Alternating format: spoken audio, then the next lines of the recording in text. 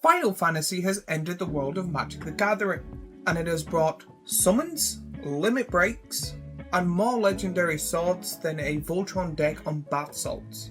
Let's see if this set is a critical hit, or just a whiff with style points.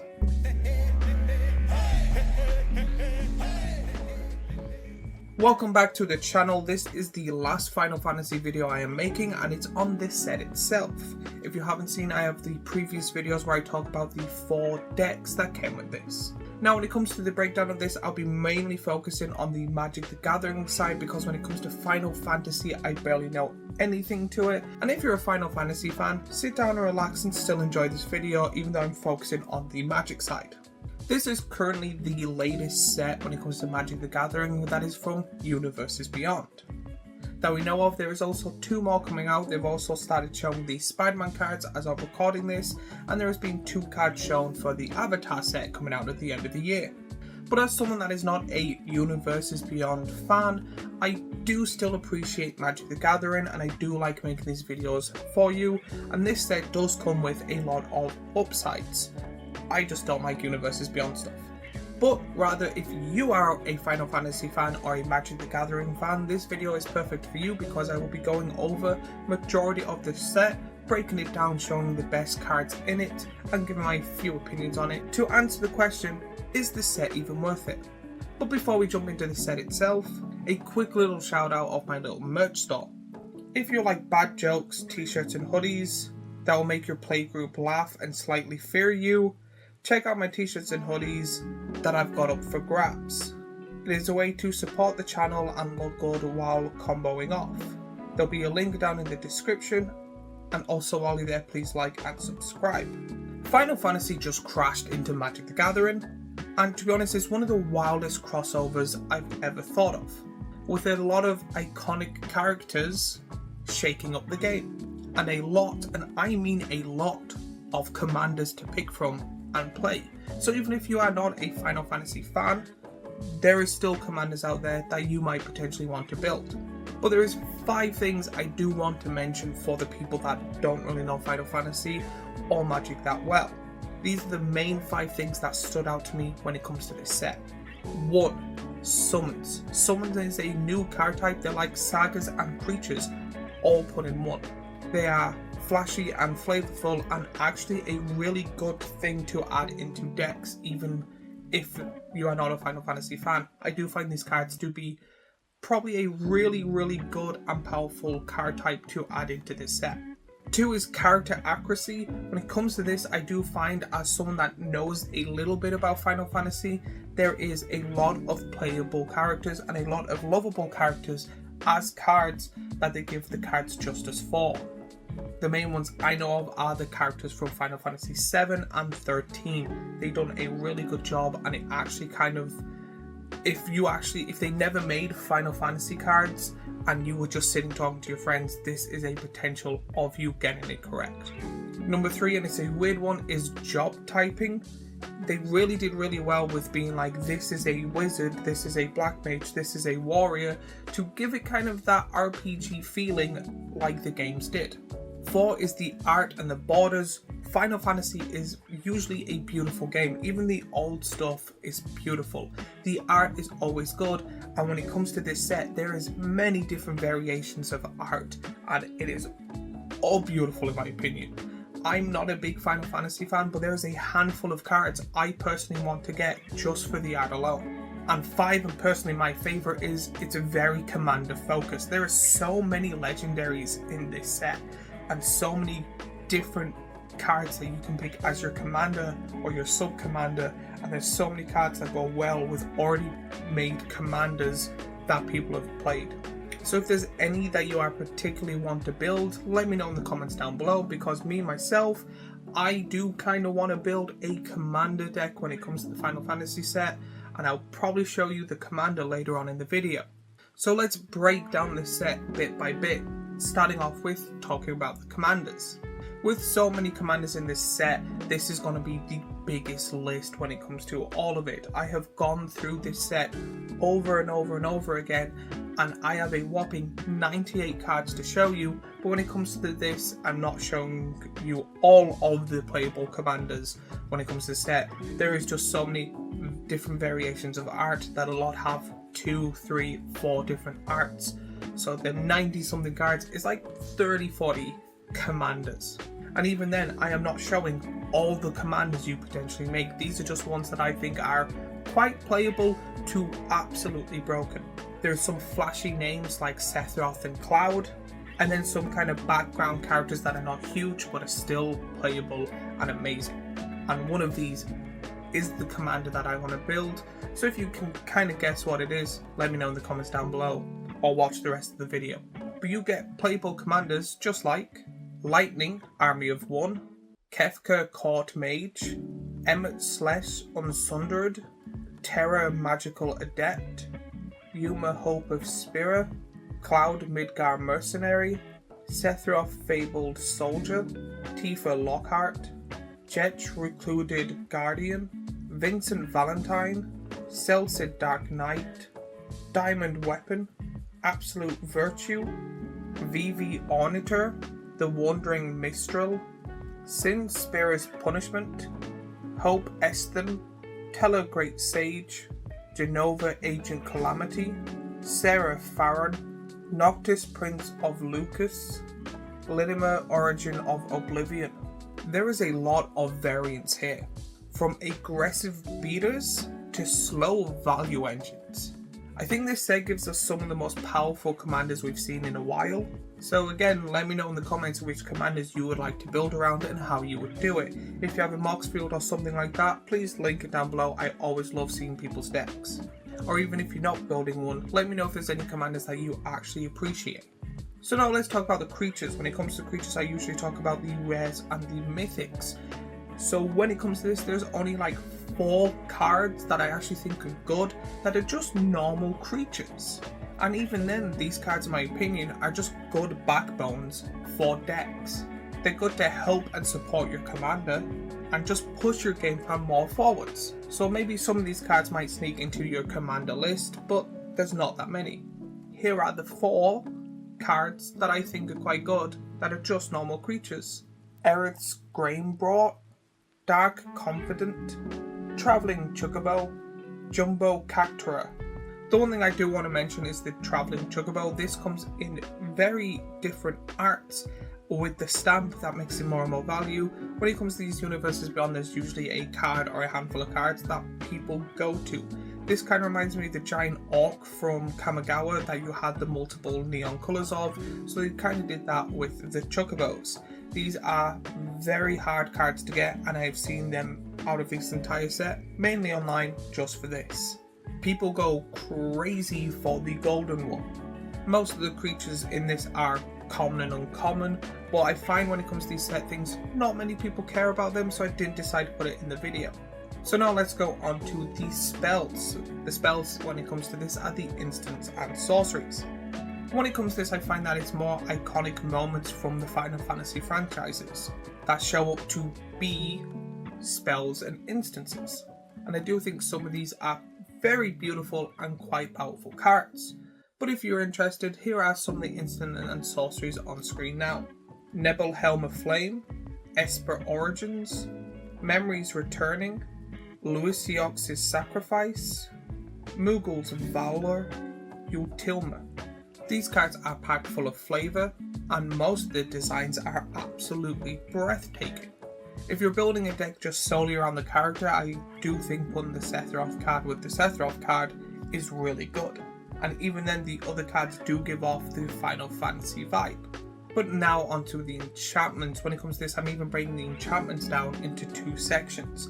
There's the enchantments themselves, and then the new enchantment summons that I do think are amazing already straight off the bat. But when it comes to enchantments, there's not that many, especially when it comes to rare and mythics. I could only find 2.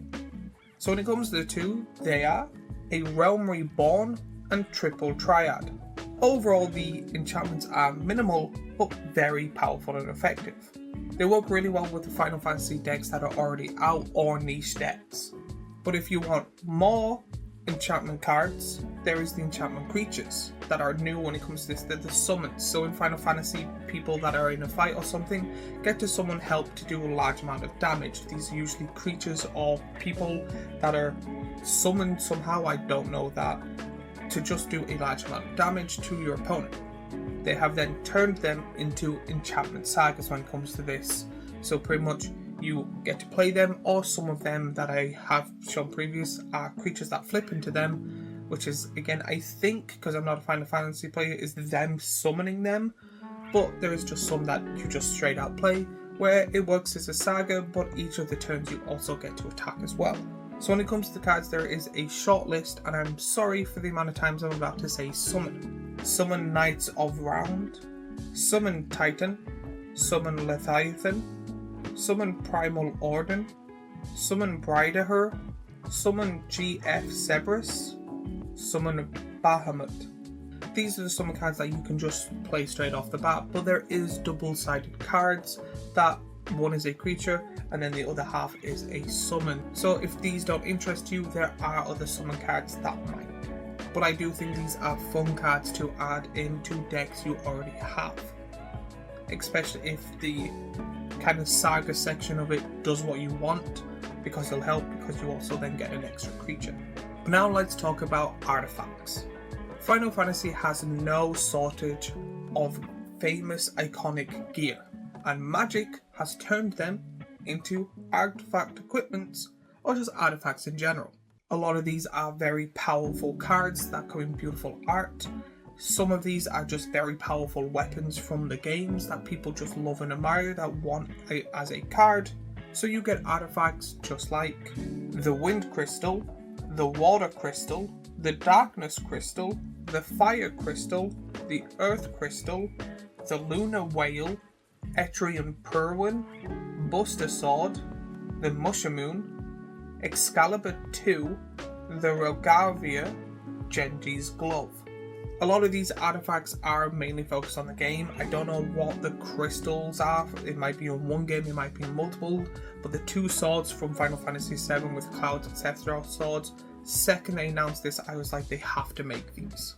These are beautiful cards from the Final Fantasy themes, and most of these cards will make really good in the decks that have already been built from Final Fantasy, or many of the Voltron decks you have, or when it comes to the crystals, many decks.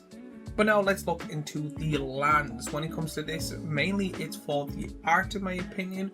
Final Fantasy is a huge fantasized game with lots of beautiful locations. So obviously, in my opinion, straight off the bat, it's going to have beautiful lands.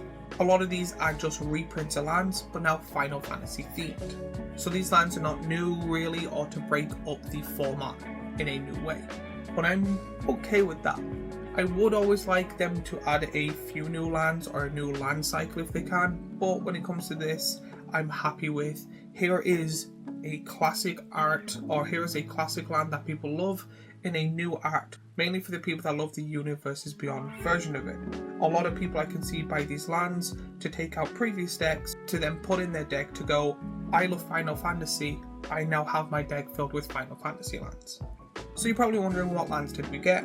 The lands we got are Midgar City of Mako, Balan Garden Seed Academy, Sylvie's Hideaway, Limble Industrial Regency, Starting Town, Ishgard the Holy See, Jindor Aristocratic Capital, Xenakard Ancient Metropolis, and then many more when it comes to the commons and uncommons. Also, the basic lands are absolutely beautiful. These lands are here for more flavour than function. Nothing really groundbreaking, but they're a great help to make you feel like your Final Fantasy deck is complete. Especially if you are a collector or a fan of the Final Fantasy series, these lands are good to collect.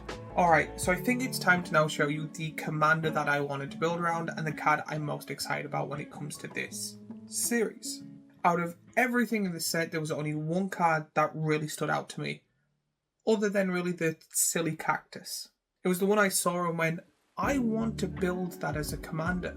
And I do possibly think, in my opinion, and the way I play, it will be fun to build and play around. Now, before I even mention the card, I know that a lot of people and a lot of opponents will not. This is one of those decks that I would find fun, but my opponents will not and find it annoying. And the one commander I want to build around is Hope Esmond. For white and blue, you get a legendary creature, human wizard, that is a rare. Has lifelink. At the beginning of your end step, each opponent mills X cards, where X is the amount of life you've gained this turn, and is a 2/2. I already have a deck similar to what I want to build with Quain, where the whole point of Quain is to stacks your opponent so they can't really do anything, and then you draw a win con. It is a lot of drawing in that deck. This I want to build similar, but slightly different. I want it to be a deck where I constantly stacks people from attacking me, so stuff like Sphere of Safety and Enchanted Evening, or Windborn Muse, Propaganda and stuff like that, so they don't attack me. Then I just keep gaining life each turn, just sitting there gaining life with my commander out, making them mill themselves out, then throw in a few mill cards as well because of the blue, so having mill life gain deck where they're not able to do much damage to me. This card is one of my favorites, and I kind of stopped playing Magic the Gathering. I still love making videos and content on it, but my main focus now is Pokemon and collecting them, which again, something I regret doing is stop doing that. But this is a deck I would love to build, so if you want me to do a deck tech on it, let me know in the comments down below. So now my final verdict when it comes to the Final Fantasy set. To answer, is this set worth it? When it comes to this, if you are a Final Fantasy lover, no matter what it is, you're probably going to love it if it's correct to the games themselves. So this is more of a, is it worth it if you're a Magic player? I am not a big Universes Beyond fan, but I do find that this set is good. It's not like the Assassin's Creed set that was terrible. There's a lot of good cards, a lot of good commanders, a lot of good ways to build different commanders. The artwork is beautiful. It is a top-notch set. It is probably one of the best sets if you are, not like me, not a big Universes Beyond fan. However, I do think this is a problem when it comes to all the sets. I find this too much. Not even with the sets. They're pumping out stuff too fast, and also there's different variations of arts, where I'll see people in my comments in a few months when I show off some of the cards going, I did not know there was this art of it, or I did not know this, and I love the Final Fantasy set because I got it with all the other ones. I find they are producing too much when it comes to different variations of arts and cards and styles. However, this is a very strong set with great amazing artwork, and many different players can play even if they're not a Final Fantasy fan. So I would probably give this entire set an 8.9. But if you have a different rating or anything like that, let me know in the comments down below and why you picked that. Hopefully you enjoyed the breakdown of the set. Remember to give this video a like and subscribe and comment and watch more of my content. Let me know what cards you want to build, or let me know your favourite card when it comes to the Final Fantasy set. And hey, if you want to buy yourself something nice, remember there is a link down below with my t-shirts and hoodies and all of that.